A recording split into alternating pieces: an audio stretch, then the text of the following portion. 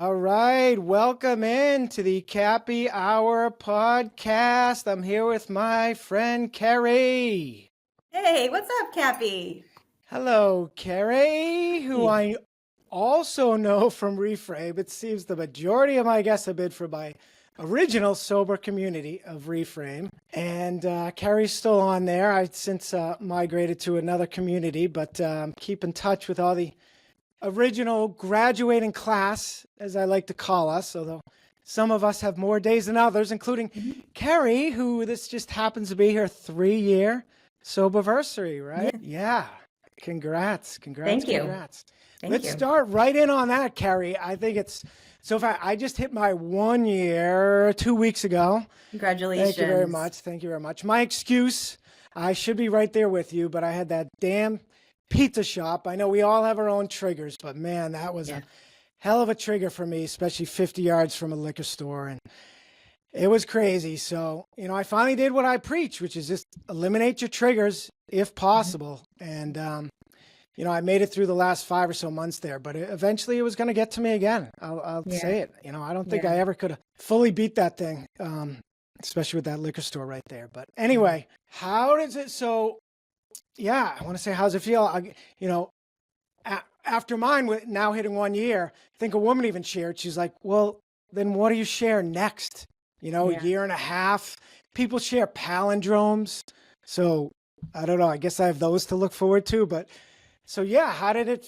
Do you recall after the year one, like what you look forward to, and then year two, and now does it feel like a big deal? And does your husband or family or acknowledge it like a big deal? The first year definitely felt like a bigger deal.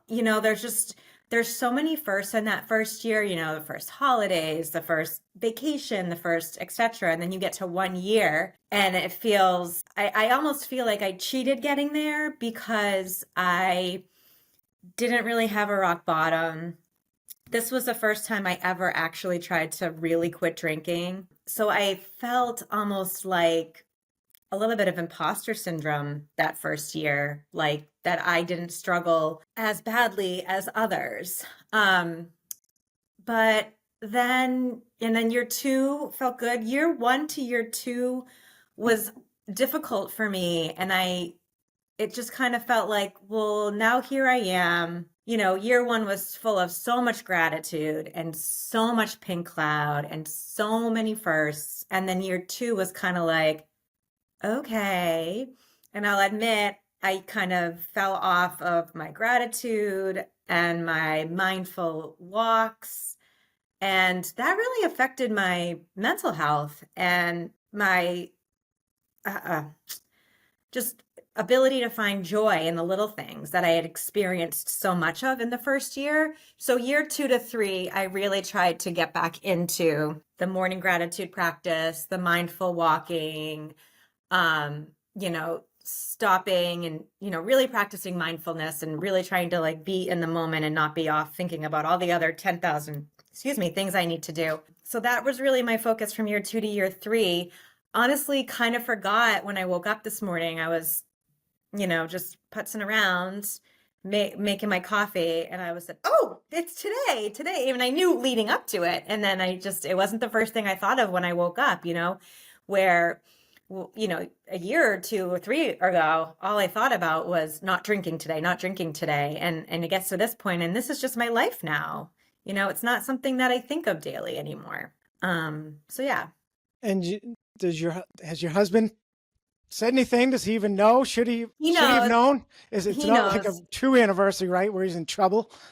Yes, he knows. I reminded him the other day and I reminded him yesterday. He leaves for work super early, so I haven't even seen him yet today, All but he right. knows. He better not forget. Yeah, that's interesting. And you know, yeah, I remember you said you the way in your first year just did it. You woke up every day, it just didn't question the decision. That's a big saying in our world of and never question the decision. NQTD, right? And Hmm. some don't believe in that. Some don't like to say it's off the table for life and they make that decision every day. Well, technically you did, right? But you also, it wasn't even a consideration, right? I mean, Yeah, I mean, I just had to saying forever was really hard that in that first year, right?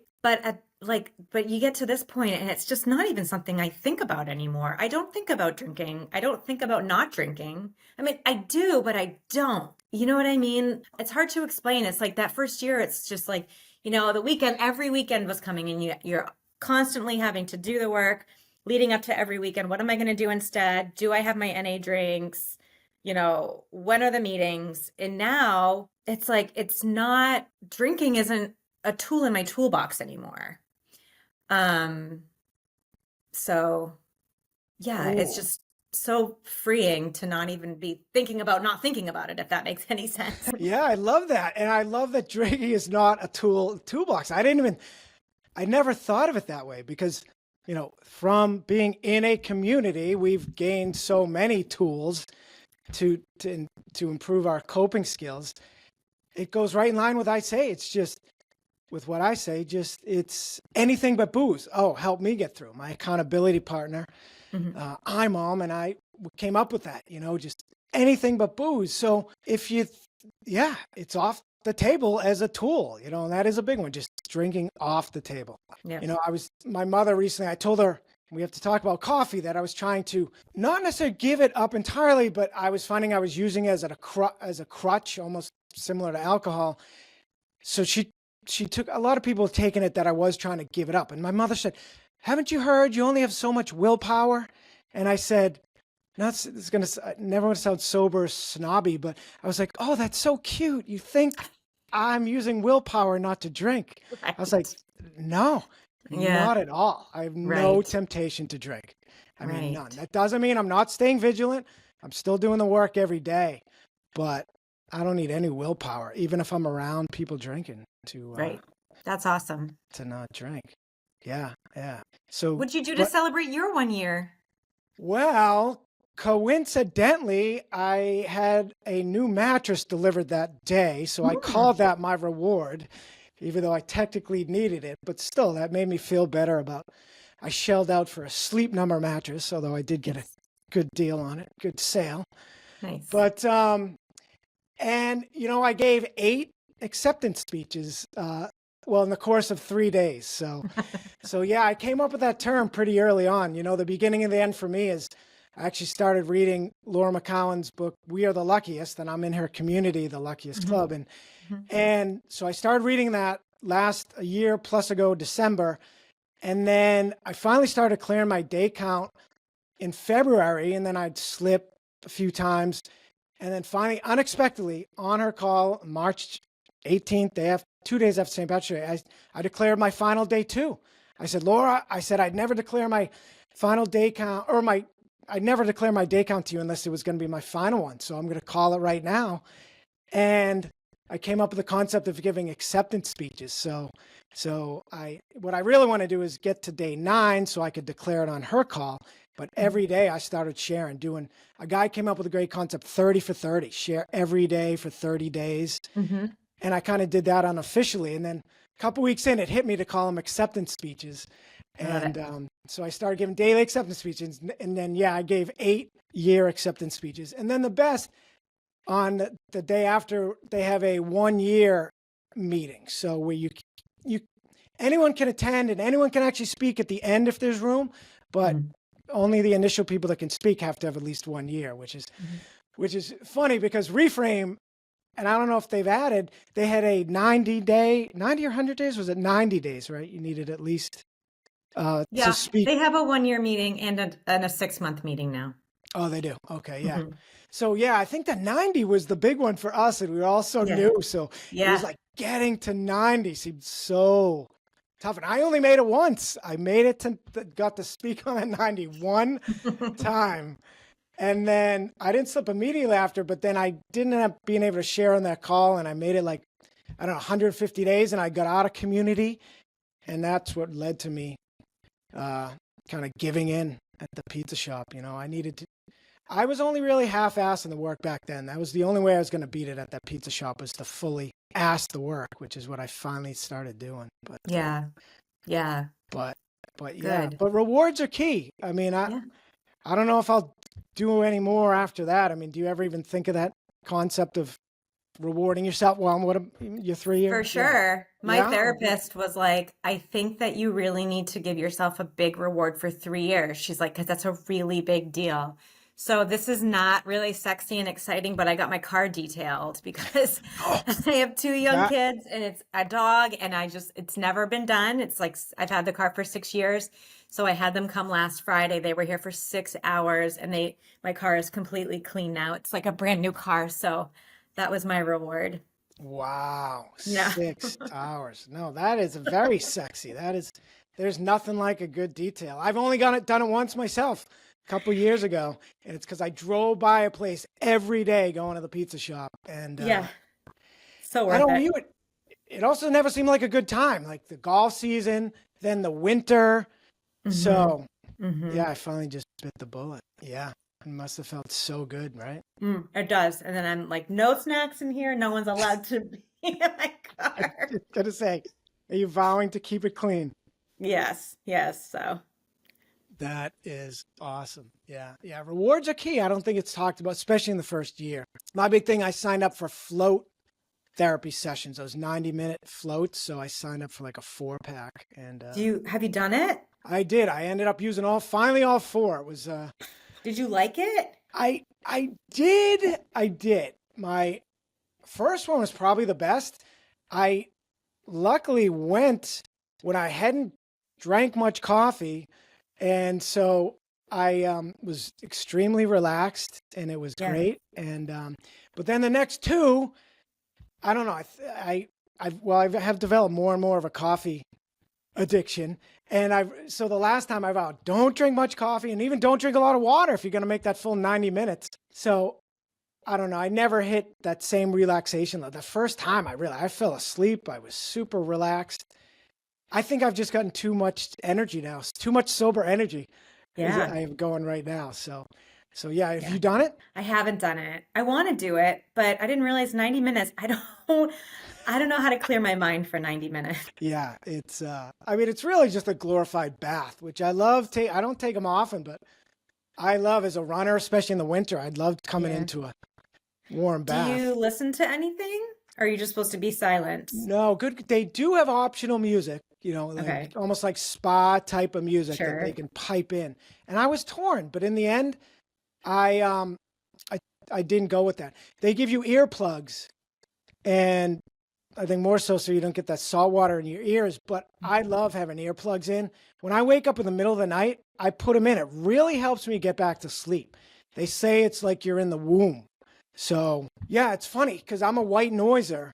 But when I travel, I can't fly somewhere. If I drive, I bring my fan. But if I fly, I can't bring my fan. But it's funny, if I can't have white noise, I need complete silence. So in hotel rooms, I put in earplugs and I sleep just as well. So yeah, so that worked for me with the float. But it's not as popular. They're not that busy. And I think, what I think is overtaken them is like the plunging craze, which segue, I don't want to forget the coffee, but you're a plunger, I think, right?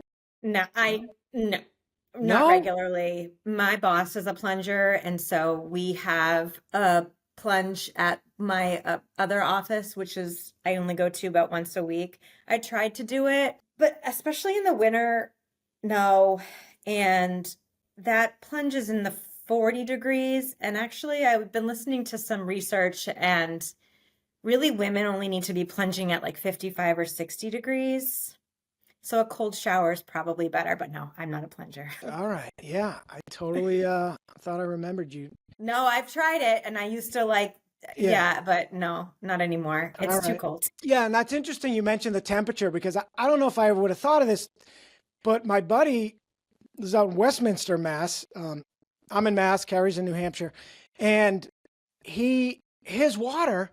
Well, he measured it. I'm like, how'd you even measure it? He's like, I just put some in a cup and I stuck a thermometer in. I wouldn't even have thought of that. His Yeah. is, so he's about 1,000 feet above sea level, more than me or something. He's higher above sea level. So I didn't realize the water's that much colder, even though he's only an hour away. Yeah. And his is 43 degrees and mine is 53. And he Yeah. does a full 3 minutes. He even bought a wet timer.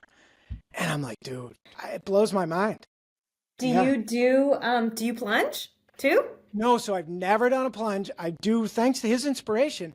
I just started out doing the 30-second cold shower directly over my head, which I don't even know Yeah. in those studies and people whether they all do them, because that makes a big difference to me, freezing your cranium. So I had read a study, a buddy actually posted like now 15 years ago. Didn't matter, they did it whether it's 30, 60, or 90 seconds, they had all the same reduction in sick days. So all you need is 30 seconds. So I started with that, but they do say 11 minutes a week helps your skin. Yeah. So I do the 30-second over my head, then I'd step out and do a little more. But Matt got me going on the full 3 minutes, and he kind of every 10 minutes moves his body, which makes it tougher. So I now, and I have a video on this on YouTube explaining, I do 30 minutes over my head, and then I dance actually for another like 2.5 minutes. I play Springsteen's Working on the Highway, and I do this. Yeah, I just shuck and jive and dance, and yeah, I go the front and then the back, and yeah, it's great. And I come out of there feeling like $1,000,000. I say it's the ultimate mood enhancer, Yeah. craving overcomer, Yeah. and dopamine hitting. That's where it's going to go. They say 57 degrees, a cold plunge will give you a 250% dopamine kick, which lasts Wow. about 3 hours. So that's all you need, to your point. So I have wondered. In fact, Matt and I were just debating. He's like, my best friend calls me every day. So he goes, a cold bath must be way colder, with ice in there and stuff. But I don't know. Online said it was in the 50s, but I was even just reading about someone that was doing it in the 40s. So I'm a little intimidated by, even to go in a cold bathtub, I haven't tried. Yeah, I mean, it does. The few times I have done it, it does feel absolutely amazing to get out and you feel energized. But what I've been hearing is that like the actually shivering is that's the most beneficial part of it is actually when you shiver. And at like a 30, 40-degree tub for a woman, it's actually too cold to even shiver. So being at like a 55 and actually getting cold and shaking is actually what's beneficial. Interesting. I need Mm. to Google that because do you shiver while it's going on versus when you get out? You actually, Well, yeah, and actually, I was just listening to something this morning that said get in like for 30 seconds and get cold and step out of the shower and don't dry off. Just stand there for like 2 minutes, and that will hopefully create the shivering. And then you get back in it and repeat that. wow. I don't know. I find a cold shower harder than a cold plunge because once you're in the plunge, after about 30 seconds, when your body like stops being in fight or flight and you can regulate your breathing, you just kind of adapt. But a shower is like that constant cold over you. I think when the water's moving, it's actually more difficult than it just being still. I like that. Max Miller, who's another guest Hmm. oh yeah. So he said the same thing, which it hadn't occurred. He does the bath and he was giving me kudos because he said, yeah, it's circulating fresh, cold water versus in the bath where you just get used to it right away. So, Right, or it'll raise a few degrees maybe, and yeah, you right. get used to it. So, yeah, and it's true. I'm glad Matt got me going on the twirling around because it's true. When I initially do it over my head, it's hitting my back. So then when I turn around and under the armpits is the worst, and it is, it's tough. It's tough, but I can't recommend it more. It's one of my top 2 or 3 sobriety tricks because to me it's doing a hard thing every day because Yeah. 12 or 15 years later I got to look up the date.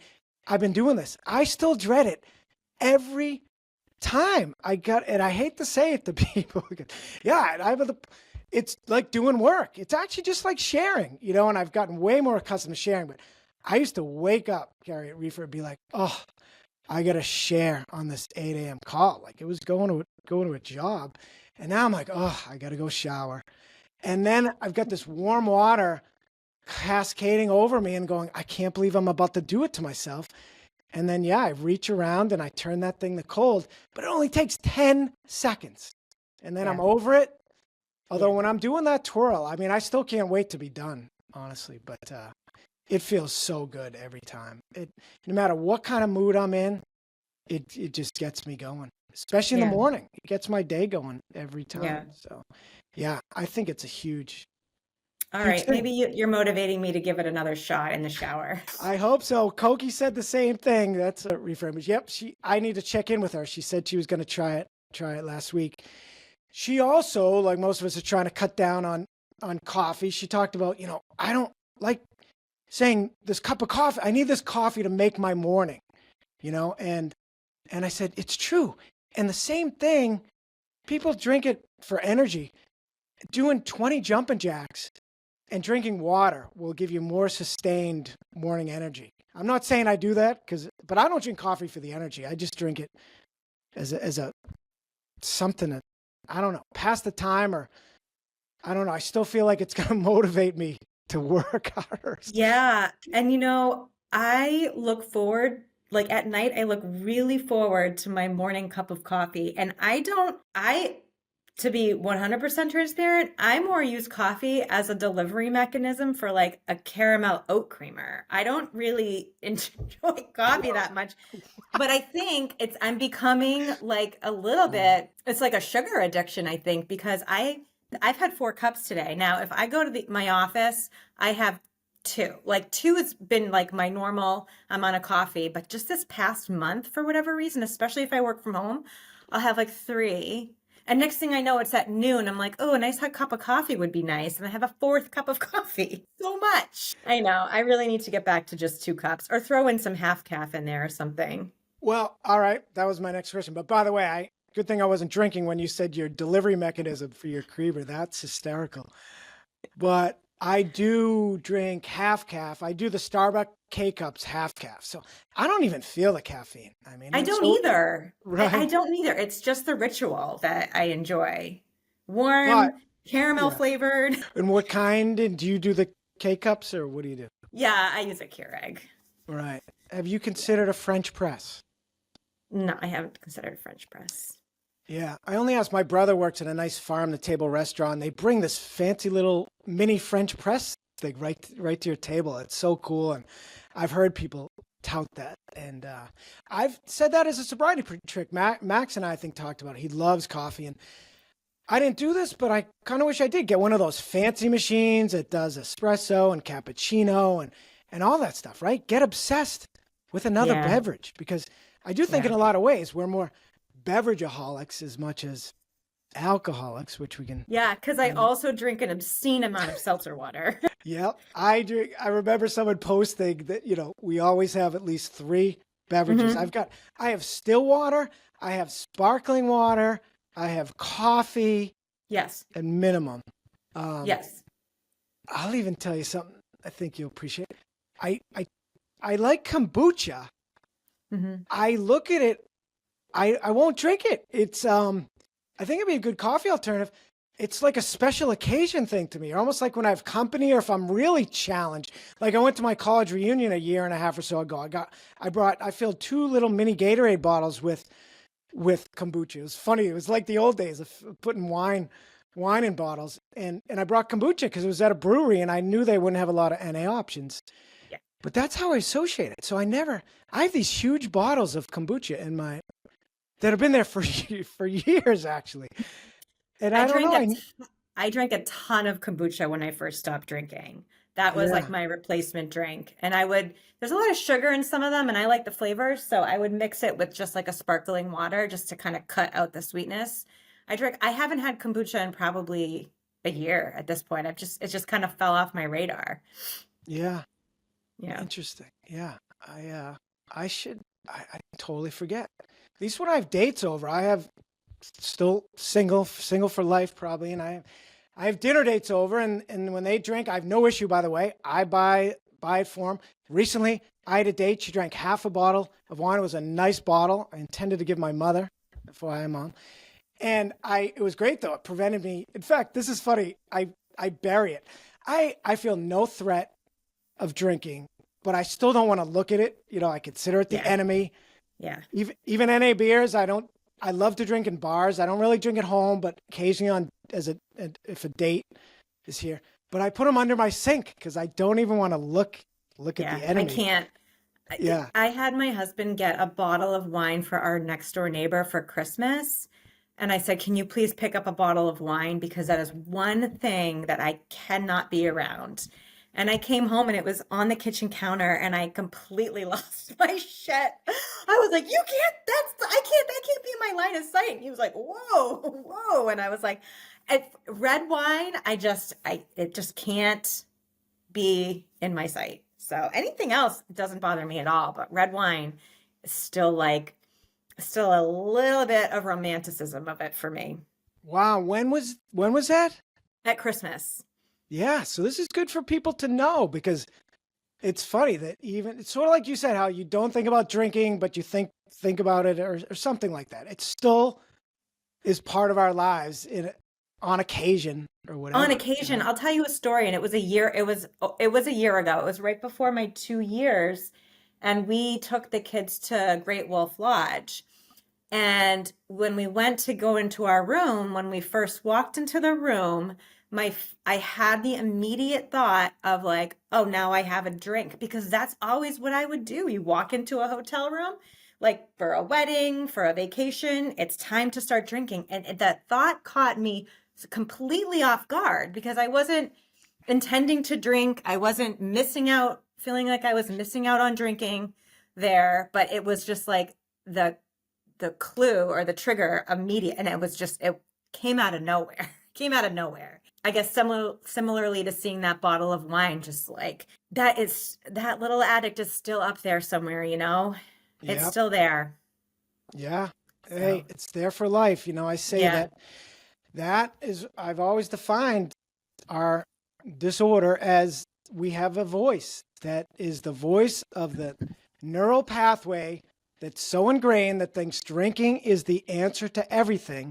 And every day that we don't drink, it gets weaker, we get stronger, and it shrivels up. It's a parasite. It needs alcohol to reinvigorate, but it never goes away. It's always yeah, there for life, and it's always there ready to pounce on weakness, sometimes even celebration or what have you. And but that's our yeah. only And life sentence. Yeah. yeah, another time I went out to the Berkshires with about 8 other reframers back in October. And I and one other, I don't want to say names, but one other girl flew into Boston and we drove out there together. We were the first ones to get there. And when we walked into the home, they had a welcome bottle of wine, and it was um, a type that I loved, right? The brand I loved, the type of wine I loved. And I was like, oh my God. So this other girl she was strong enough to just take it and dump it down the sink. But it was like one of those things. I'm like, yes, this is it. A girl's weekend away. That's what it would have been for. That's what we would have been doing, 3, 4 years ago. And that's not what obviously we were doing now. But yeah, so I was like, ooh, get that out of here. I'm going to be with 9 other sober women, but still throw that wine away. So, Yeah, that's funny you mentioned pouring it down because Reframe famously people used to do pour outs on there. My community, I've never seen one, and one of the people I interviewed said they hadn't seen one in a while, but it used to happen. I remember one woman, I think a realtor gave it to them because they bought a house from her, and yeah, right on camera, people would take it and pour it out, and it was so. I did it once. It was invigorating. I found a yeah. bottle of vodka in the basement of my pizza shop that I'd hidden, and I should have thrown it out on the spot, but I was feeling strong at the time, and I brought it home and I poured it out on a call. It was yeah, it was exciting. In fact, before I forget what I was saying about hiding the alcohol, I got new carpet not long ago, and so I had to clear out my closets, and I found this nice bottle of wine, and I was like, oh, sweet. I got to give this to my mother. And then I didn't, but then this date came over. So she drank half the bottle. And she even suggested that she goes, oh, why don't you save it and I'll drink it the next time? And it was about a week and a half before she came back. I had it in my fridge and I just buried it though. Like, again, no Yeah. threat of drinking it, but I did not want to see the thing. And every Yeah. now and then I'd see it and I'd be like, oh, I love just giving the figure to it. And, but Yeah. yeah, I don't mind. Even when I go back into the packies, as we call liquor stores on the East, I call it a triumphant return to the packy because now I'm there like, screw you, I'm buy my NA and buy whatever for a date. But yeah, I don't mind. In fact, I don't envy. I said pity once. I pity drinkers, and someone, oh, that's negative talk. And I was like, all right, I don't envy drinkers. Like, I'm hooked on having a clear mind. Like, Yeah, that's the thing. I cringe at the thought. I cringed in the Dylan movie. A guy was swigging hard liquor, and I cringed at the thought of it. I mean, which brought tears to my eyes talking about it after, because I was like, that's great when I've come that far, because vodka was my thing. Yeah. What was your Everything was my thing. everything? Yeah, it's a good. Mostly wine, and then when I was wine, or like the spiked seltzers, right? Because they were low calorie. Mm. And then when I felt like I was drinking too much wine, I moved to vodka, thinking that would be better. So the games we play to keep drinking in our Yep. lives. I was going to ask if you played the game of only. I would go to the only beer and wine, and it would last for a week or two. But or not even beer. I never could drink beer. It just wasn't efficient enough. And eventually wine wasn't efficient enough, which is why I'd go to the vodka. And I'd get sick of the sweetness of wine. So the most I could ever go was a couple weeks. Yeah. But did you do that where you said only this, only that? Or I'd say I'm only going to drink in a bar. Only if I pay for the drink will I drink. No, I think my only started to become more around the number of drinks than the type of drinks for me. I was not like, I would get a beer at a bar, but beer wasn't something I would drink at home, except in the fall when like the fall beers would come out. But I'd have like, one or two. But when I first tried to start moderating my drinking, I would buy non-alcoholic beers like O'Doul's. And then I would say that I would have an O'Doul's every other drink, so that I would like cut my drinks in half. But that only works for your first two drinks. And then that just goes out the window. And then it's, full on drinks for the rest of the night. So, yeah, that's fascinating. It kills me now. I'm sure you're the same way, where I want to save the world. I wish everyone was at the place we're at. And I said to someone, like, next time you get a craving and you can't overcome it and you're going to drink, why not just try pounding some NA beers first, just to see? yeah. Or could I have done that? I don't know. Although I did do it when I was on sober streaks in my pizza shop. Well, even my last one, I would a few nights I'd pound the first one, and I would end up drinking like 2 or 3, because eventually I'm like, why am I pounding these? Yeah. I would drink like 2 or 3 when I first stopped drinking. Now I'll have like 1 or 2 on the weekend, maybe. Like if we're having pizza, right? A pizza and a beer. But I never really have more than 1. Yeah. So, yeah. NA beers drinks are a funny thing, right? I mean, you would think they'd be triggering, but they're not. For most of us, some people they are. But I even read a study with mice, didn't trigger the mice. So that was interesting. Yeah, I did think that was interesting. But it does trigger some. But I love it now. I never enjoyed beer before, really, and now I'm like, ooh, I really enjoyed it. I know. I wasn't a beer person, but maybe that's why it's not triggering. I don't know. But the Athletic Brew, I absolutely love. Sometimes, like at a restaurant when they only have Heineken Zero, I'm like, get with it. There's so many better options now. Well, that's funny, because I'm not an IPA person, so I enjoy those stuff. Like, what I loved? God, now I feel like we're going to trigger people with. So it is such a fine line. But Corona Zero, the Corona Zero is really good. Yeah, especially with. There I'm buying limes for my Corona. I mean, never thought I'd enjoy that again. And phenomenal. Yeah, we were in Mexico in February, and they had a lot of Corona Zero. Heineken Zero and Corona Zero. And actually, they're one of these Mexican beers, Tecate maybe, and they had a zero also that was pretty good with a lime. Yeah, so, and Guinness Zero, by the way. You Guinness. Everybody loves that. Yeah. I haven't said to a drinking buddy, a normal drinker, I still said, why don't you try NA? And he was like, oh, I never thought of that. And now he drinks NA a lot. I've said that to a lot of normal friends. I, again, try not to be a sober snob, but I'm like, have you tried just drinking less? Because everybody wants to drink less, especially as they age, and so I've gotten a few friends on the NA Great. bandwagon. And still going back to when I was in the throes of drinking, I wish I had tried it more because, I read recently that a guy on a podcast said, so I guess I didn't read it, I heard it, that placebos work in something like 3/4 of the time for people with depression. They tell them they're taking a pill to help, and the Yeah. placebo works. Yeah. So you would think people could just go out and pound, as I do now. I go to bars and I drink the NA beers, and I feel intoxicated. I'm already feeling intoxicated on life, but I've got the extended pink cloud, which, by the way, someone said she's newly sober. She goes, I'm pink clouding, which I've never heard that. I love that. I love it. And I always have to make sure, for the people who don't know, but the pink cloud's the euphoria they say you feel in your first 30 days or so.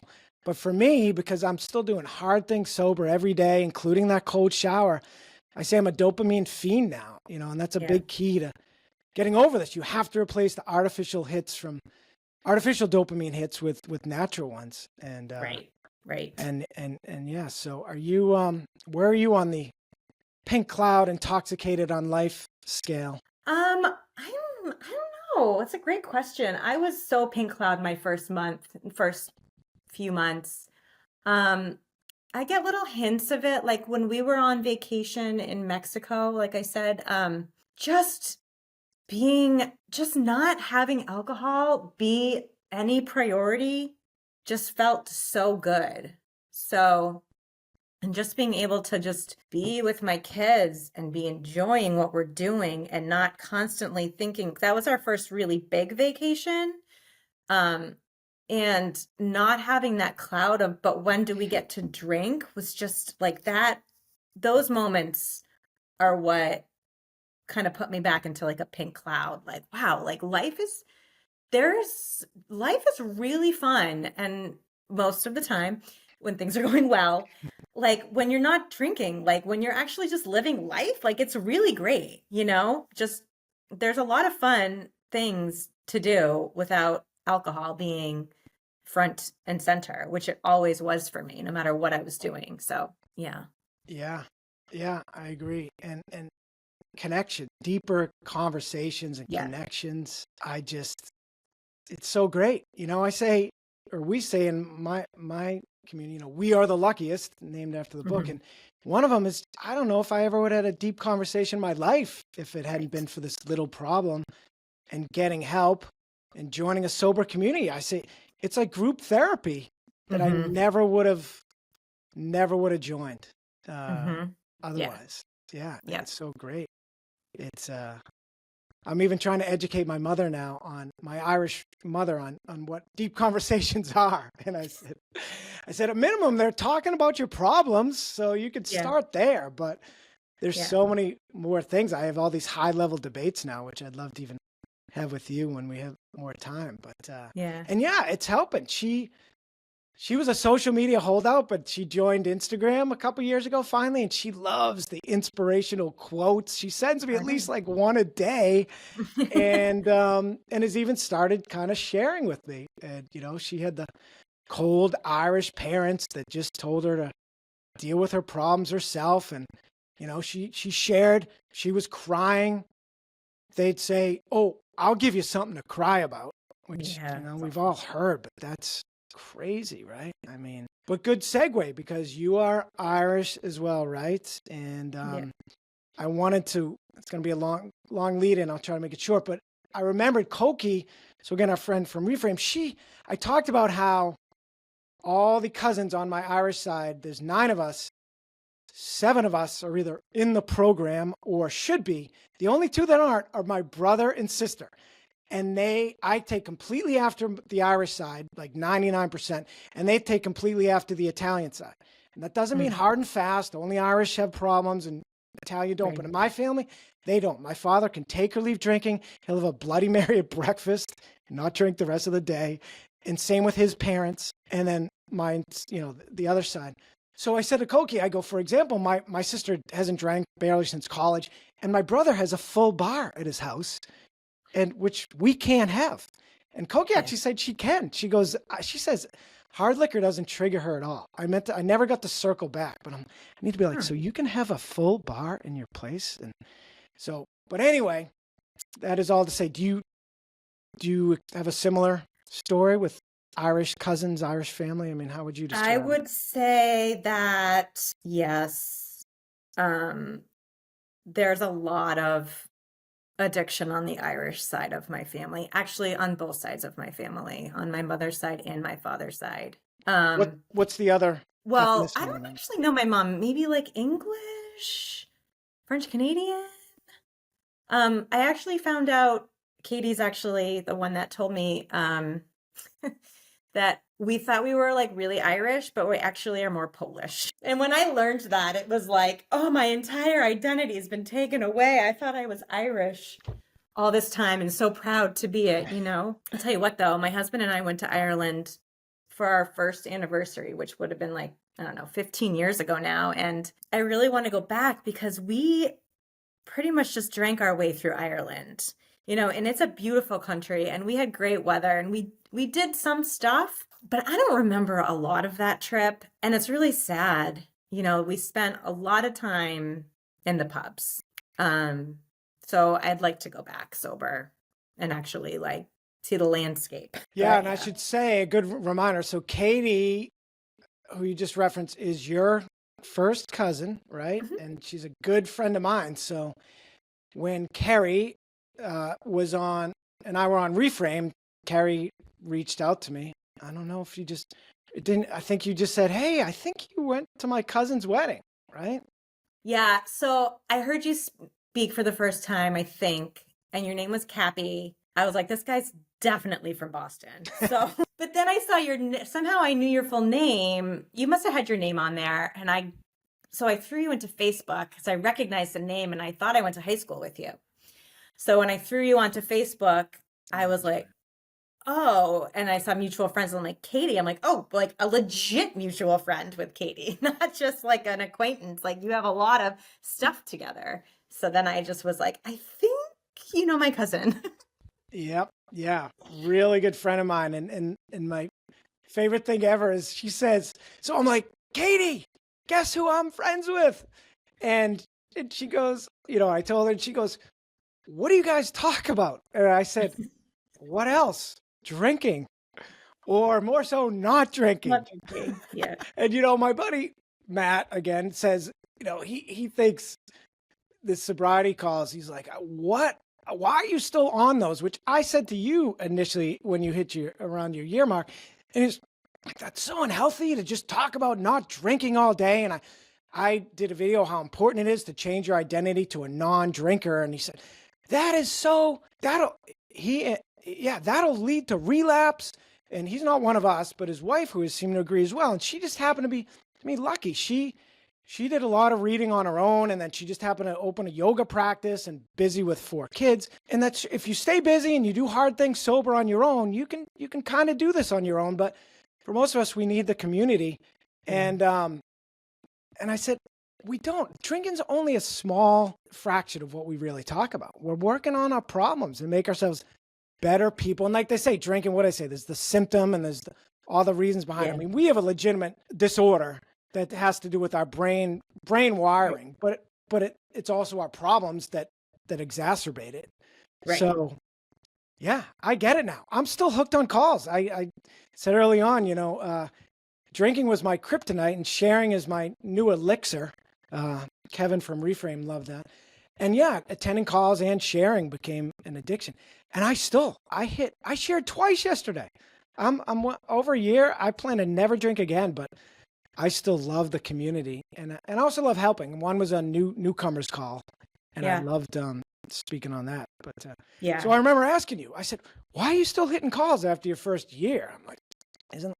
And I think you answered something similar about the community. Yeah, just staying connected. And I don't go to a lot of meetings anymore. And if I do, I'm not active. I usually am just passively listening. But it is really good to hear people in those early days, months, weeks, months, because it's easy to get really far away from it. And I don't intend to ever drink again, but sometimes you're still like, could I have just one? And then you're quickly like, no, I could never have just one. That's why I have zero. And I know that. So it is a good reminder to hear from people who are in those early days, because you kind of forget how difficult it was in the beginning. It was really hard. Yeah. And just to have a lot of gratitude for where I am now. So, yeah. Yeah. Laura McCowan talks about that. Um, how she says you will forget. When we talk about reasons to still attend meetings, you will forget. That happened to me. I quit for 3.5 years, starting 11 years ago, but I did it on my own that time. So I wasn't in community, and no one was really even acknowledging my anniversary besides my girlfriend. Then we broke up, and I kind of forgot. And I said, I think I can drink normally. So Right. I worry about that for everybody, including yourself. Yeah, don't everything. Even now, I think, man, I'm, if I had only just drank beer, uh, I think I could have pulled it off. But no. And you know what I say? I say, you know what? We can drink normally. That's the good news. The bad news, not for long. And Right. Right. I knew within a week that I was headed down a bad path. And within 2 weeks, I was back in the same place I was. And you know what? Having just hit a year, it took me that was 7.5 years ago that I tried to drink normally. 7.5 years. And that's not uncommon. It's actually harder to come back from when you've stopped for a long time. It's actually harder to come back, which is insane. It shows you the insanity of this disorder. I knew how much better my life was, even though it was kind of mundane when I wasn't drinking. And it still took me 7.5 years to get another year. How's this? A woman on TLC just celebrated her 4th year. She had 4 years 30 years ago. It took her 30 years to get back, but she didn't have community. And that's the thing. That's the bright side. I did it alone for those 3.5 years, but I'm thankful. This time I did in community, and I've achieved emotional sobriety by doing that. And I call it permission to enjoy life sober, which I didn't feel when I did it for those 3.5 years. So I think that's an important distinction. Yeah, for sure. Yeah, absolutely. Do you think, I do worry that all that voice tells us all the lies in the world. I say the promises of drinking alcohol are all lies, the promise of sobriety, all true. But the two biggest ones, I think, when you're at your point is, that you can drink normally again, or the old, it's just going to be for tonight. No one will ever know. Like you might be out at a crazy celebration and it's just going to be for tonight, but it almost never is. So, and you never slipped, by the way. I mean, that is fairly uncommon, which I remember you were worried when you hit your year. You were like, I've never slipped. I'm still like, I'm due to do that. That's how I felt when I hit a year. That was like, I feel like that needs to be a part of it. But then I realized it doesn't need to be a part of it. It's not a part of everybody's story. I'm friends with plenty of people that's not part of their story. So it doesn't need to be part of mine. Yeah. I remember these reframe ladies got mad at me when I once said, everybody slips. And they're like, no, that's not true. And they were right. I mean, it's not true. Majority do, they say slip can mean some learning in progress. Another one I heard, fail is first attempt in learning. Although I prefer the word unsuccess than fail. But I also like to say that I want to write a book, and my title, like this is slip is some learning in progress, be like, I've done all the research for you.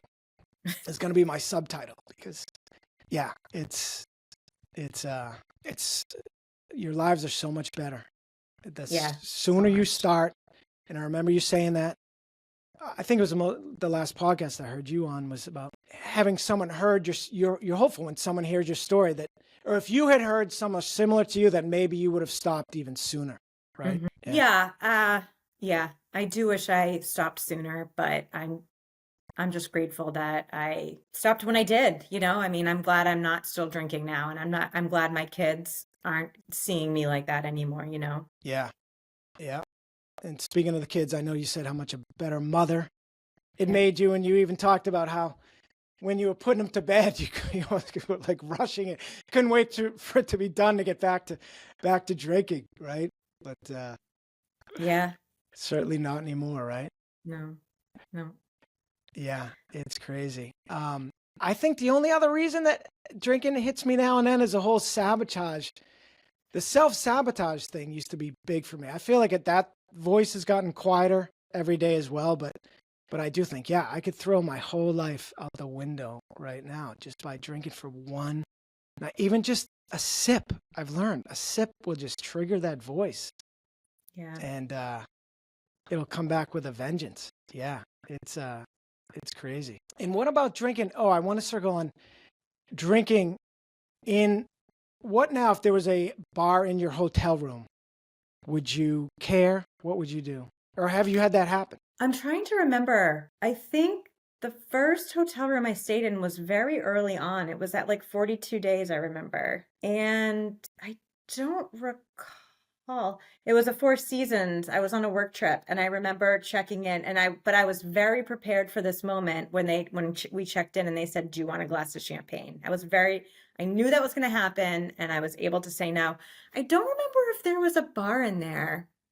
I think I would at this point just ask housekeeping to remove it if it wasn't locked. I don't stay in hotels that much. I'm just trying to remember if Yeah. there was a bar that if there were bottles out at that place. There must have been. I might have asked them to remove it. I don't remember. Interesting. Yeah. I've actually had a couple times where I stayed. I went on a cruise last year where they had, it was new to me for a cruise where they had like they had shots, nips in there, all kinds of stuff. And then prior to that, I went on one where there was a bottle of champagne, and I almost like the challenge. It's kind of playing with fire, but I was not tempted, so I don't mind it. And I heard a woman share recently that she didn't have him remove it either. But it's interesting, even at 3 years, again, that still. Do you think it would be the temptation, or just bother you that it's even just in the room? Yeah, I think it just bothers me that it's there. I think I would be afraid of being tempted. And again, it would have to depend. Like, I think I would be fine if there was vodka there. Like, my husband keeps whiskey here. Like, that doesn't bother me.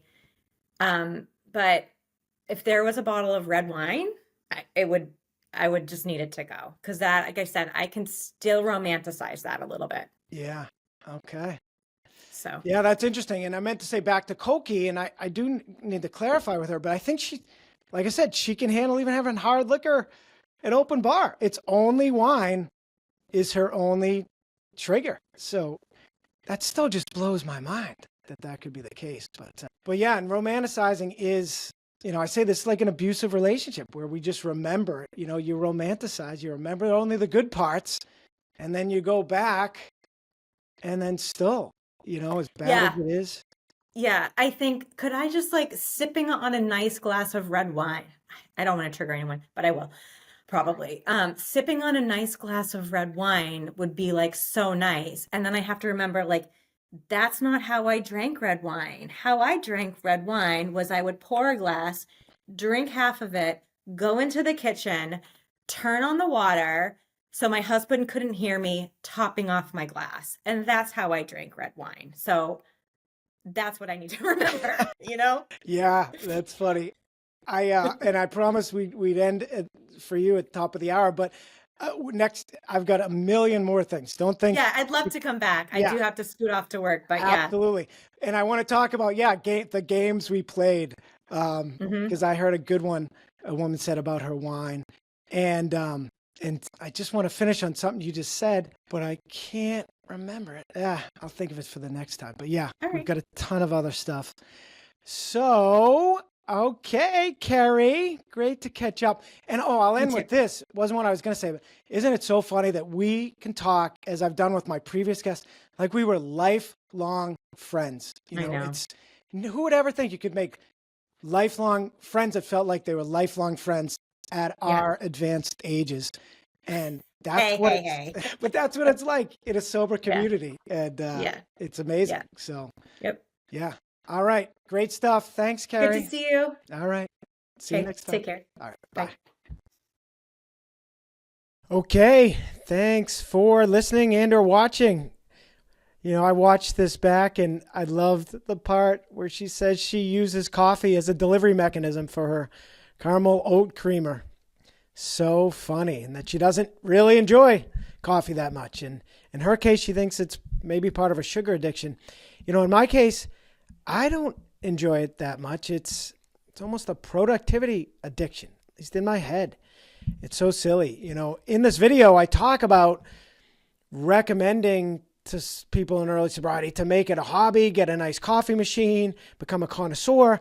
But I've kind of been rethinking that because I continue to try giving it up and then going back and just using it as a crutch needlessly, foolishly. And, I just want to be able to enjoy it, drinking in a coffee shop, drinking it for pleasure, not using it as a tool, but I just can't, just like with alcohol. So I think it's fascinating. But I am on the verge of giving it up. I'm just about to go on vacation for 2 weeks and plan to pretty much break the cycle. And speaking of which, I was hoping to launch my community about a week after I get back on January 14th. So if you're watching anywhere when we actually release this around New Year's of turning into 26, probably going to end up being the end of January. But it's coming, baby. It's coming. So that'll do it.